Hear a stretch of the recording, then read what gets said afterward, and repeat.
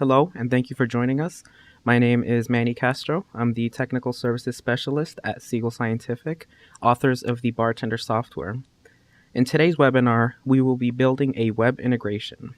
We will be using a third-party application to send a web request to BarTender's integration platform.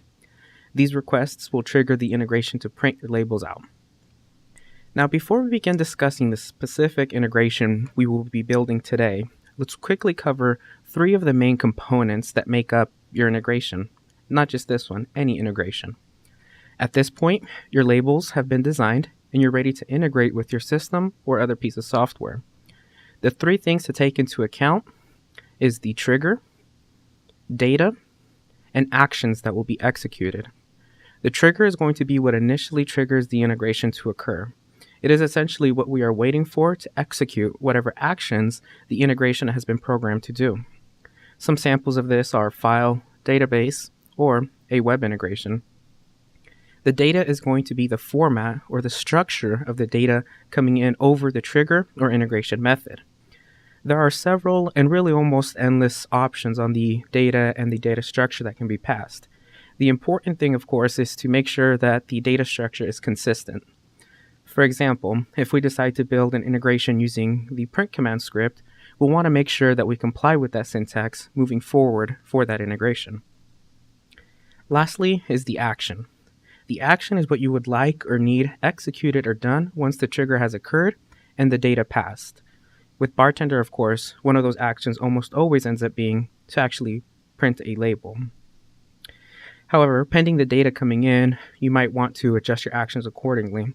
For print command script, we'll want to make sure we select the action that we want to execute the print command script, or we might want to do a search and replace or parse or modify our data before we actually print the label out. So we'll see how all this comes together in the live demonstration portion of today's session, but it is really important just to understand those three main components of designing an integration. Also incredibly important is to understand that a lot of these are interchangeable. So for example, you can have a web integration that passes print command script data, and the actions are to print the label and then write the data to a file. And that can be interchanged with really any kind of data or any kind of actions. Today specifically, we'll be building an integration where the trigger is a web request, the data is JSON data and web request data, and the actions are to just print a document.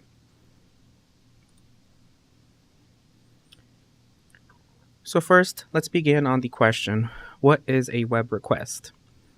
A HTTP web request is a request response protocol which allows your computer to send a request to another device. This is a request sent from one HTTP capable device or machine to another. Usually this is sent from a client to server and a response back to the requester.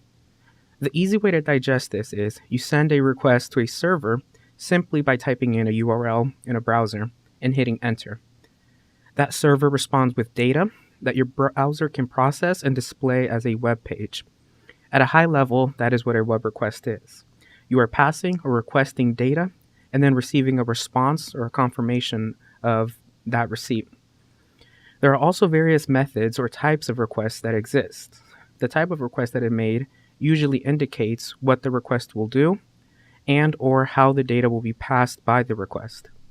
One of the major advantages of using a web integration is that these web requests and HTTP as a protocol in general is bidirectional by nature. So when you send a request, you get a confirmation or response from the server that your request has been received. If we go back to discuss this in regards to BarTender now, one of the big questions that comes to mind is, why would we want to use a web integration? If we talk historically, one of the commonly used integration methods with BarTender has been using a file integration. A file is dropped and it's picked up by BarTender's integration platform. We rename or delete the file, and then what? Some of the information the application that created that trigger that it might be interested in is, was the trigger received? Are there any error messages? Did the label itself print? What data actually printed on the label? With a web request, we have a built-in bidirectional communication that allows us to integrate the two systems more closely. Let's go ahead and talk a little bit more about the specific integration we'll be building today. In general, we now know what an integration is. So specific to a web integration, BarTender's integration platform waits for a web request to be sent to it, to its URL. BarTender receives the web request, and your label prints. Today, we will be building two types of web integration. We will be using the get and post methods. Let's go ahead and talk about those briefly. The first method will be post. A post web request data is sent in the message body of the request and not in the URL. So if we want our data to be a little bit more secure or passing a large amount of data, we'd pick this method. And then keep in mind, whenever I mention data here or wherever you see data on your screen, we're talking in reference to the actual data that we'll be passing, not always necessarily the URL itself. The second is the get method. A get web request data is sent in the URL itself after the server URL. We'll be passing the data in what's called query parameters. The data in each of the parameters we pass will be automatically placed in variables by the integration platform. And while using get request usually indicates a request for data, you can use this method as a simple way to request a label to print. So we'll get a visual using a third-party application of both of these methods, and we'll get a better understanding of them during the live demonstration. Also remember that both of today's methods can pick the label, populate it, and select the printer that we want to send the job to. Also, of course, because this is a web request, they'll both receive a response assuring the sender that its request has been received. So let's go ahead and start building our post web integration. We'll begin in BarTender itself. We want to make sure that we understand what we want our label to look like for the type of integration that we're building today. So, of course, our label has already been designed. And all we're concerned about at this point is giving our data sources a name, turning them into what we call named data sources. So if we look on the left, we see that we already have one that exists. So we have the serial number on the bottom right. Let's go ahead and also name the tracking number here so we can populate that one via our integration as well. And those are going to be the two data sources that we concern ourselves with today. So I'm going to double click on the tracking number. I'm going to click on the data source that I want to name on the left. And then on the right, I'm going to go ahead and click on this yellow icon and give this a name. So we'll go ahead and just name it tracking number, keep it simple, and we'll hit OK. We'll hit close. And at this point, we have two named data sources that we can call from the integration itself. So let's go ahead and hit save. And let's minimize BarTender itself. And then before we open Integration Builder itself, I do want to open this client that we're going to use to actually send the request to BarTender, just so we can get a little bit of an understanding of what we're actually sending and what we're building the integration around. So the first one we have is the post web integration that we discussed. And here we have JSON data and we have some name value pairs. So these are going to be the 4 name value pairs that we're going to use throughout our integration. So these names right here will be automatically inserted into what we call variables by the integration platform. And these are going to be the values for our little test integration that we're building. So now that we have a visual on the variables, let's go ahead and open Integration Builder itself. And this is going to be the tool that you use to build any integration, really. So we'll go ahead and we'll hit Create New Integration. We're going to click on Web Service, and we're going to hit OK. Right away, we'll see all our options on the left and their properties on the right. We'll want to begin at the top. Let's go ahead and let's give this integration a name that we can actually understand what it's doing, not just web service integration. So we'll go ahead and we'll just name this one Post. Then we'll go down to Service. And we'll notice here that the service name is actually a variable. So anything in the integration platform inside of percents is considered a variable, and its integration name. So the name that we've just given this integration is going to be part of the URL that BarTender is going to be listening on. So here we see that it's going to be the host name, integration, and web service integration post /execute. So now that's important because whatever sender or whatever application is going to be sending us a request, this is what we're going to supply them with or program it with. The next important thing is going to be the port. So if we ever want it to run on a port other than the traditional port 80, this is where we would make that change. The next option down is because we're using JSON name value pairs, we want to make sure that the integration platform itself is aware that we're going to send it that kind of data. So for this one, we'll go ahead and we'll set it to JSON variables. And for the time being, you do have to send only name value pairs. And then we can move down to response. So another very important dialog or properties box as well to visit, because once again, if we recall, one of the huge advantages of actually using this type of integration method is that we're going to be getting a response. And not just a response back that the request has been received, but we can also get other data and other variables and information about the print job and request that we just sent through. So going from top to bottom, the first thing that we see is just the uncheck or check the box to actually send a response to the client. The next box we see is going to be if we want to wait for actions to complete before sending the response to the client. So now this is going to be important when we have a situation where perhaps the print job is doing much more than just printing a label, or perhaps it's a really complex label or a complex query that it's performing, and we don't want it to wait until that whole sequence of actions has executed, but instead we want it to send, it being the integration platform, send a response back to the client right away. So we'll go ahead and we'll leave it on wait for today. And the next thing is going to be the content type.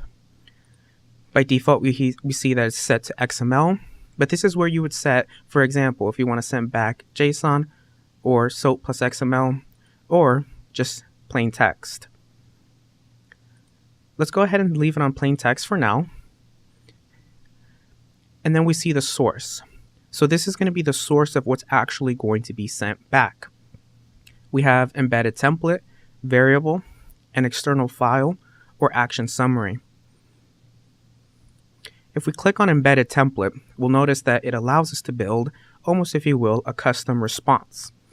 So if we send this variable and the job is successful, we'll actually get the response that the print job was successful. Now, at this point, as of now, the integration platform does respond with the quote-unquote % response % if the integration fails. Today, what we're going to do is we're going to do an action summary. And that's just going to allow us to give us a summary of all the actions that have been executed, as well as a status of the print job itself. For this one, since we're sending in JSON data, let's go ahead and just leave it on that as well. And then we can move on to the next important thing, which would be the print document. Like any action with any integration, you can rename this action. You can also set it to run under a specific condition or build an expression under which this action should execute. Let's go ahead and let's browse for our folder or for our label. We're going to go to the directory where I saved that BarTender document.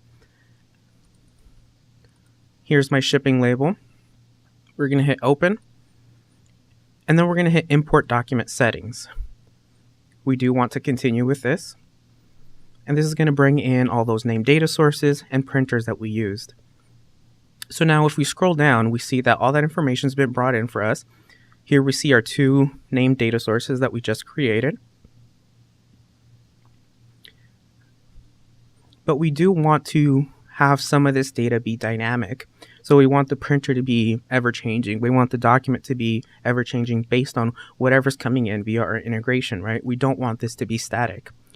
So we'll go ahead and what we'll do is we'll erase that static data. And instead, what I'm going to use, if we look down here, so BarTender label, that's going to be my variable. And remember, variables are always placed inside 2%. And I'm going to go ahead and just call this BarTender label.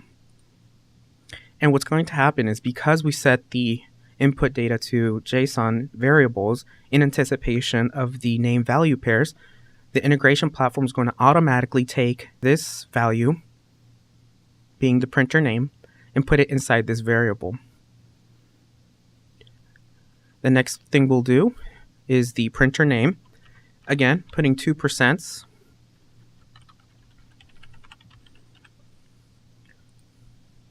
And then we're going to scroll down and we're going to assign the variables to those data sources on our label. So this is how we tie the data coming in to all the objects, like barcodes and text objects on the label itself. So for the serial number, again, we're just going to erase this.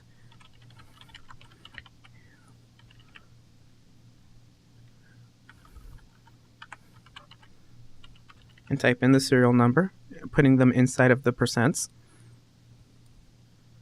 Same thing for the tracking number.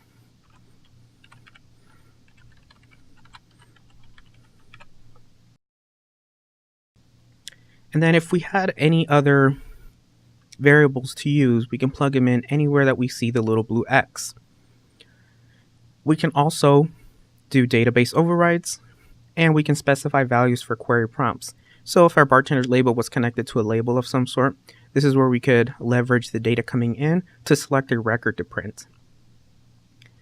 The next thing we'll do is we'll hit test.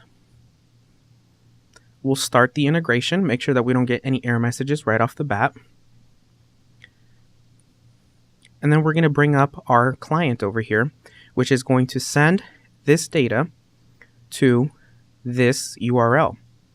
And if you'll notice, so that's my PC name right there, the integration, and then what we just named our integration as well.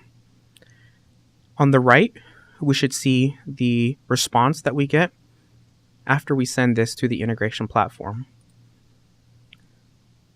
So if we sent the label to print, we see on the right that BarTender has successfully sent the print job to the spooler, so it has successfully printed. And then if we hit send again, we see the occurrences go up on the left, event occurrences we have 2, and then we see that the next document in line has printed right away as well. So at this point, we have successfully built our post-web integration. So the next thing that we'll do, because we are going to be building 2 of them, is going to be our get web integration, which is actually going to be using the same label, and we're going to be going back into BarTender itself, and we're just going to be using a little bit different request method to get the same goal across. So just to verify, we're still using the same label with the same name data sources. And then to get a visual on our request, if we look at our client, this is going to be what our request look like. It's going to be simply the URL that we are going to build. And then at the end of the URL, we're going to declare all these query parameters, which are going to be the printer name, the BarTender label, the tracking number, and the serial number. So now in theory, if we build this correctly, we can take this URL right here and copy and paste that into a browser, and it'll do the same thing as if I'm sending it from this client here, which is actually print a document out with those values. So let's go ahead and let's go back to our integration builder. Now that we got a visual on the request that we're going to send it and build the integration around, I'm going to go ahead and stop the one that we already started here and tested. And we are able to build more than one integration per integration file. So let's click on the top left here, click on integration. We'll say web service. And here we have our next integration automatically added for us. We're going to start again at the top where we see the integration name itself and its properties on the right. And let's just go ahead and name this Get. And that should be enough to distinguish between the two. Again, we're going to go to Service. We're going to verify that we're familiar with that URL path. Very important that we send the request to this URL. And again, the port itself. For the authentication methods, this is where we would set the authentication methods that is going to be running the integration under. And then we'll go ahead and we'll set the response. We'll want to check or uncheck if we want to send a response to the client itself. Again, do we want to wait for all the actions to execute, or do we want to send a response back to the client right away? We can set the content type. Let's leave it on XML so we can get a visual on a different type of response. And once again, we have the same options for the source type. Let's go ahead and do action summary again. Then we're going to go to print document. And you're going to notice that we follow very familiar steps. It's just the data in the request is in another location. So let's go ahead and import the document that we're going to be using.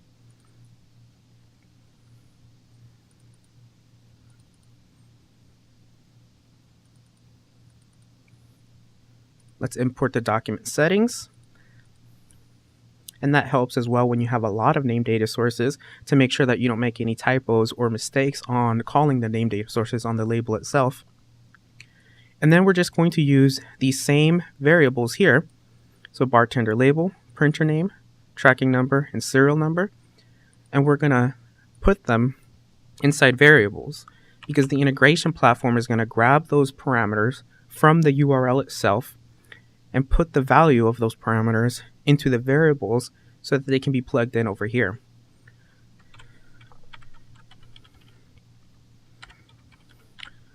We have the BarTender label.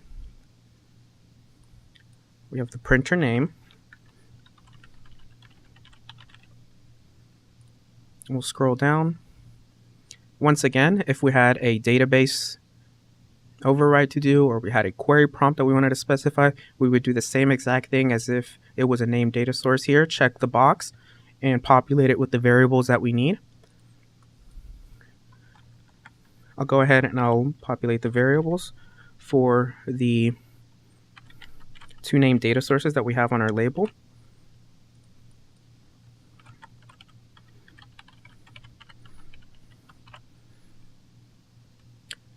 We'll scroll back up. We'll make sure that everything looks correct. We'll go to test on the bottom left. So up here we see all the details of our integration that we're testing, the actions in the middle, and then output. So that's going to be really important to pay attention to. Obviously, that's where we're going to see all our error messages and all that. So let's go ahead and let's start the integration and let's see if we get any kind of error message. And that looks fine. And then let's open up our client and send an actual GET web request to the integration platform. So this is pretty much what the URL looks like, and that's what we're sending over. We'll go ahead and we'll hit send. We'll see that the label executes in the background.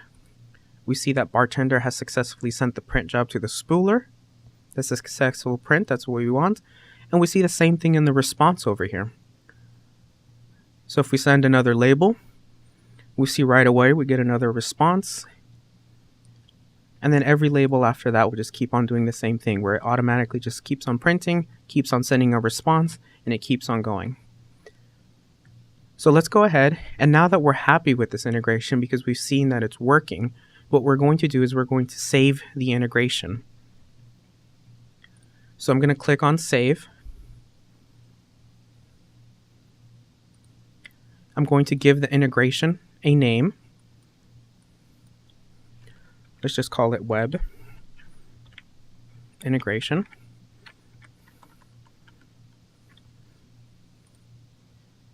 Okay, then I'm going to do what's called deploy the integration. So this is actually going to be where I deploy the integration. Now, what that means, or the difference between what we've been doing and an actual live or deployed integration, is if I close integration builder, even though we were just running and it was just working, you also close the integration, because remember, all you're doing at that point is testing it. Deploying the integration sends it to the administration console, which is another companion application, and that's where all your live or deployed integrations are going to live. So we'll go ahead and we'll give it a name. We could give it a description if we needed. We can send it to this server, which is my PC, or another PC or server. And then we can set a schedule upon when we want the integration to be deployed. Let's go ahead and hit OK. What that's going to do is it's going to, once again, send it to the administration console. That should open up for us momentarily. And there we'll see all the integrations that we have running. So now remember that we have two integrations that are running under this one integration file. You can run multiple integrations with each containing multiple integration files within the administration console. So they would just show up and populate below each other.